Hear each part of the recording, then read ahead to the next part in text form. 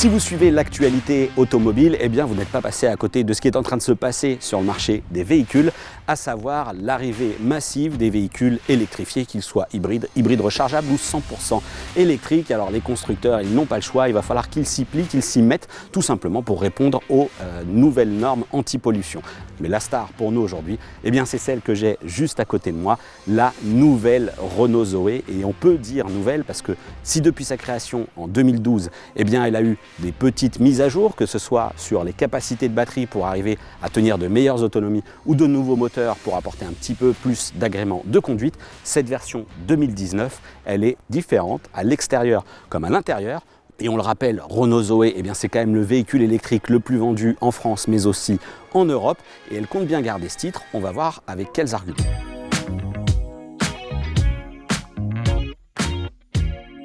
Certains diront que c'est dommage, d'autres qu'il faut s'y faire, mais comme souvent chez Renault, pas question de bouleverser les codes du design.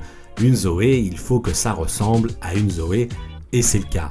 Du coup, la citadine reste identifiable au premier coup d'œil, et il faut s'y pencher d'un peu plus près pour identifier néanmoins assez facilement les nouveautés d'ordre esthétique. Tel un lifting pour se refaire une jeunesse, la Z250, c'est son nom, s'est clairement fait tirer les traits, greffer un capot bosselé comme pour montrer ses muscles. Bref, la petite citadine électrique en avait assez d'être sage. Elle l'affiche aussi d'ailleurs avec un nouveau regard, plus affirmé, par la présence de ces nouveaux blocs optiques reprenant la célèbre signature lumineuse C-Shape, comprenez le bandeau de LED en forme de C. Les feux de route migrent eux aussi d'ailleurs vers la technologie Full LED et sont désormais accompagnés d'anti-brouillard en position basse. N'oublions pas aussi les touches de chrome un peu partout, jusque dans la calandre, côté esthétique oblige, en tout cas ici, sur notre version Zoé Intense. L'arrière aussi s'offre une petite mise à jour esthétique avec l'intégration de nouveaux feux et ses clignotants à défilement. Techniquement, rien de bien nouveau. Bref, c'est sûr, l'ADN de la Clio 5 n'est pas bien loin. Après tout, pour Renault, pourquoi prendre des risques et changer une recette tant appréciée de sa clientèle ?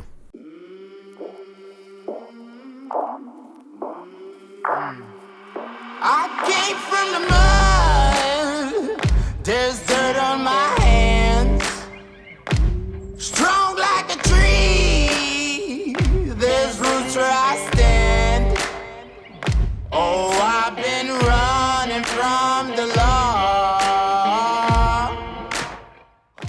Alors le premier truc qui interpelle quand on est à bord de Zoé, eh bien, c'est cette mise à jour technologique d'abord. La grosse nouveauté, eh bien, c'est la présence d'un écran LCD derrière le volant, et ça dès le premier niveau de finition. Donc un écran 10 pouces dès la première série. Côté écran central, moi j'étais très sceptique sur ce fait que l'écran soit de nouveau posé à la verticale. Il va falloir voir un petit peu ce que ça donne une fois qu'on utilise des applications mobiles, Android Auto et CarPlay, avec ce système de miroir du smartphone. Mais en tout cas, il est de bonne qualité. Voilà, je suis même assez surpris par la qualité des noirs, etc. Donc un joli contraste. On retrouve de manière assez classique la navigation qui est assurée par TomTom. Donc on va avoir l'information trafic. Et il y a en plus une bonne nouvelle de ce côté-là, eh bien, c'est que Renault nous garantit qu'ils livreront 2 mises à jour de la cartographie de manière complètement automatique. On sent bien que le caractère plus dynamique, il est là. On est sur une version intense avec la plateforme en équivalent 135 chevaux, donc le moteur, le fameux R135, la version la plus puissante de cette Zoé. Donc voilà, donc on sent bien qu'elle a envie, qu'elle est volontaire, cette Zoé, y compris ici sur les routes sinueuses. Ça, c'est aussi lié à l'intégration des batteries dans le plancher, donc on abaisse le centre de gravité et ça donne quelque chose de très dynamique. Elle est agile. La direction, c'est toujours encore un petit peu mou, mais finalement ça reste, quoi qu'on en dise, une citadine. Alors plus polyvalente parce que l'autonomie annoncée de 395 km en WLTP va commencer à permettre d'envisager de sortir de son quartier. Donc ça, c'est plutôt pas mal. Et puis surtout, il y a un vrai gain de qualité aussi notable sur les finitions et les matériaux qui sont employés. Alors tous les constructeurs, lorsqu'ils annoncent leur modèle de véhicule électrique, ils revendiquent des habitacles green avec des matériaux recyclés, etc. J'ai posé la question donc justement à Renault, concernant cette capacité à utiliser des matériaux recyclés et d'où ils proviennent. C'est-à-dire que c'est bien beau si jamais on utilise des tissus recyclés ou si on réutilise du plastique pour faire des choses dans l'habitacle, les ceintures de sécurité, etc. Mais alors s'ils viennent de l'autre bout de la planète pour être ensuite installés à bord, ça n'a pas de sens. Et visiblement, dans l'ensemble, on est quand même sur une production et sur une filière de recyclage qui est grandement française, ou en tout cas très proche en Europe. Donc ça, c'est plutôt une bonne nouvelle. Moi, j'aime beaucoup l'aspect tissu sur le dessus et j'aime beaucoup, petit détail aussi, le sélecteur de vitesse, ce fameux e-shifter. Et voilà, très élégant, très discret, il n'y a plus de frein à main et du coup ça libère de la place sur la console centrale.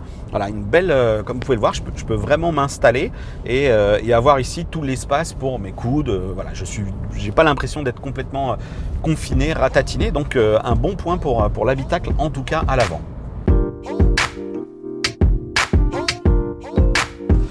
Bon alors, il est temps d'aller découvrir un petit peu ce qui se passe juste à l'arrière. Alors, j'ai laissé le siège conducteur réglé selon ma position de conduite. Je mesure 1m75, mais j'ai plutôt une position de conduite assise. Et là, eh bien, à l'arrière, bon, c'est pas dingue. Je suis pas sûr qu'on ferait des centaines et des centaines de kilomètres sans être incommodé par cette position quand même relativement assise. Voilà, c'est confort, mais bon, ça reste une Renault Zoé. Au niveau des genoux, bah voilà, on voit que je suis quand même assez limité, hein, il n'y a que quelques centimètres. Idem au niveau de la garde, au niveau du toit, là, il y a grosso modo 5 cm, 1m75. Puis surtout, alors, ce qui est pas mal, c'est qu'on a le plancher plat. C'est quelque chose d'assez classique dans les véhicules électriques, puisque la conception mécanique est différente, mais on a ces batteries qui sont logées dans le plancher et du coup, eh bien, on a cette cave à pied qui est remontée là-haut de la... Voilà, on peut passer les pieds sous le siège de devant, mais c'est quand même pas exceptionnel. On peut vraiment pas en profiter pour essayer de tendre un petit peu plus les jambes. Renault nous dit que c'est une 5 places. Là-dessus, j'ai un petit peu envie de rigoler quand même parce que, alors oui, avec 2 adultes à l'arrière, tout devrait plutôt bien se passer, y compris lorsqu'il sera question de boucler les ceintures de sécurité. En revanche, si on rajoute un 3e adulte à l'arrière, ça risque de devenir vraiment compliqué. Et puis je vous le dis, hein, le conducteur, il voit plus du tout ce qui se passe dans la lunette arrière. Ok, bon alors du coup, c'est un peu dégagé sur la route et un petit peu sinueux. J'ai bien envie de tester le système de maintien de cap et voilà, j'ai les habitudes qui consisteraient à dire que c'est du côté du volant que ça se passe. Et en fait, l'activation du système de maintien de cap, c'est juste là à droite. Bon, c'est assez accessible, hein, c'est partiellement masqué par la branche du volant. Alerte de sortie, maintien de voie activé. Et donc c'est parti. Ok, 56, 58. Je vais aller jusqu'à la vitesse autorisée. Et alors là, j'ai pas l'impression qu'il se passe grand chose. Donc j'ai le régulateur de vitesse activé. Et en tout cas, sur la correction de trajectoire, il se passe rien. Voilà, j'ai eu une alerte franchissement de ligne avec le volant qui a vibré. Hein. C'est alerte a priori assez classique. Donc à l'écran ici sur le compteur, la bande est devenue rouge, mais en tout cas pas de correction. Est-ce qu'il faut que maintien de voie désactivé, alerte de sortie de voie, donc il y a différents niveaux. J'ai soit l'alerte, soit la correction, le maintien de voie, vraiment, et en fait malheureusement il ne se passe pas grand chose en fait. Voilà, maintien de voie activé, on va recommencer. Non, il ne se passe rien. Bon, j'ai des alertes en fait de franchissement de voie, mais ça n'a pas l'air de tourner tout seul. Il va falloir que je pose un petit peu la question à ces gens de chez Renault. Alors ça, c'est pas mal du tout. L'écran dont je parlais tout à l'heure, là, qui est derrière le volant, eh ben forcément, il y a pas mal d'options de personnalisation. Et en plus, eh bien, on va pouvoir retrouver un mode cartographie qui est pas mal du tout. Alors évidemment, hein, ça va pas être aussi pratique qu'un affichage tête haute, mais en tout cas, si jamais on veut faire autre chose sur l'écran central, et ben là, on a ce retour des indications GPS qui est, je suis assez surpris. C'est vraiment plutôt bien fait, un affichage assez sombre, mais plutôt très très classe. Voilà. Un bon point là-dessus. Représentation propre du rond-point, de la trajectoire, donc pas mal. Bon, voilà, ça fait maintenant plusieurs heures que je suis au volant de cette Renault Zoé 50 kWh, donc avec cette capacité de batterie. Et puis l'excellente nouvelle, c'est sûr, c'est qu'elle ne manque pas de dynamisme.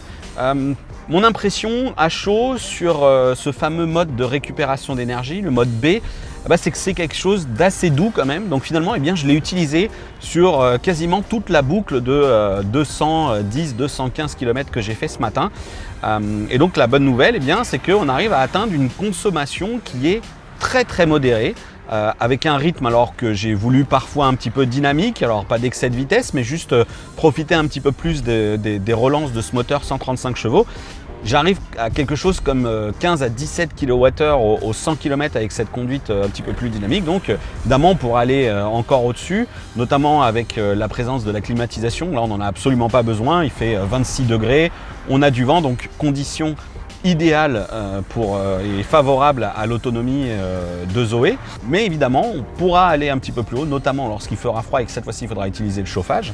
Donc là-dessus, plutôt une bonne surprise avec caractère dynamique et consommation maîtrisée. Et là actuellement, je suis même à 12,6. Alors je suis essentiellement en ville et puis surtout, j'ai activé le mode éco. La voiture devient beaucoup plus molle, mais pour autant, en ville, c'est bien suffisant, c'est assez souple, voilà. Alors, on sent bien qu'il y a une vraie différence par rapport au mode normal, mais c'est quelque chose qu'on imagine très très bien utiliser au quotidien et du coup, ça veut dire qu'on pourrait être aux alentours des 12,6, 12,7 kWh au 100 km pour tous les jours. Et alors, si on ramène ça suivant la capacité de la batterie, on devrait atteindre la promesse du constructeur qui est de 395 km d'autonomie selon le cycle WLTP, on le rappelle.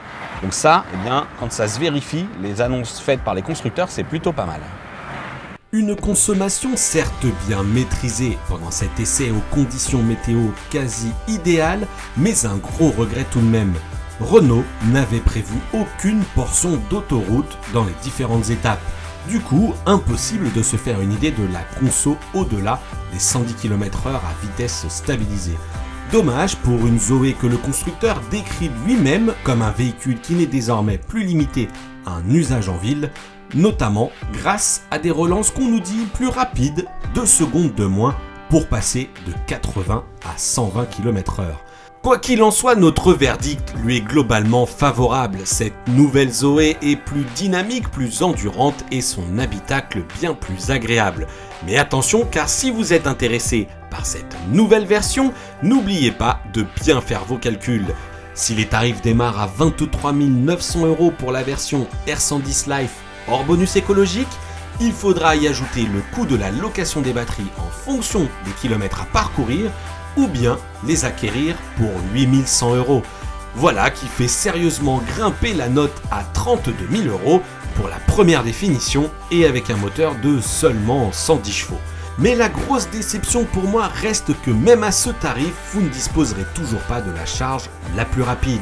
Il faut encore ajouter 1000 € pour la DC Box qui vous permettra de passer de 22 à 50 kW seulement, j'ai envie de dire, car les concurrentes finalement quasiment au même tarif que sont l'Opel Corsa i, la Peugeot i208, la Honda i ou encore la Volkswagen ID.3 offrent des puissances de charge 2 fois supérieures et donc moins d'attente à la borne. Allez, j'enlève même mes lunettes pour vous dire au revoir les yeux dans les yeux. J'espère que cette vidéo vous aura plu. N'hésitez pas à vous abonner à la chaîne, à cocher la petite cloche pour être alerté sur les prochaines vidéos. Lâchez votre petit pouce bleu, votre commentaire aussi. Je suis vraiment curieux d'avoir vos retours sur cette vidéo sur les 7 Zoé. N'hésitez pas évidemment à partager vos retours en tant qu'utilisateur de Zoé ou d'autres véhicules électriques. Partagez votre expérience sur les réseaux de charge parce que là on est quand même dans des conditions idéales. On n'a pas fait d'autoroute, il fait 26 degrés. Donc tout ça, tout mon verdict, notamment sur la conso, il peut encore évoluer. On le sait tous, mais c'est un premier retour avec 300 km. Allez, je vous dis à bientôt. À suivre donc, n'hésitez pas à vous abonner, commentaire, pouce bleu. À bientôt.